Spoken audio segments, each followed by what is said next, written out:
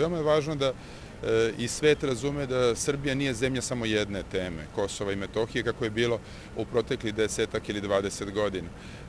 Da je Srbija zemlja koja može globalnoj politici i globalnim razvojnim procesima doprinositi i na drugim pitanjima. Pre svega, bez Srbije nema mira u regionu i stabilnosti razvoja čitavog regiona.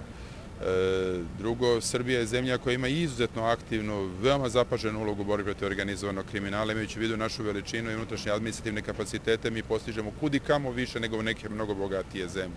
I nastavit ćemo u tom pravcu i vrlo sam zadovoljan što baš oko mog boravka u Ujedinjenim nacijama došlo je do sudskih procesa čiji je epilog bio smeštanje u zatvor na dugoročne kazne nekih poznatih organizovanih kriminalaca ili lidera organizovanog kriminala. I na kraju, veoma je važno podsjetiti da Srbija aktivno učestvuje u svim međunarodnim forumima, kao što su Pokret nesvrstanih, kao što su neki drugi multinacionalne institucije, političke institucije, ima dakle aktivnu ulogu i možemo biti shvaćeni i u budućnosti kao zemlja koja može da pomogne i kada su u pitanju najsiromašnije zemlje, pre svega stipendijama za školovanje, i to su investicije u budućnosti za bolje odnose naše i drugih zemalja, našeg i drugih naroda u svetu.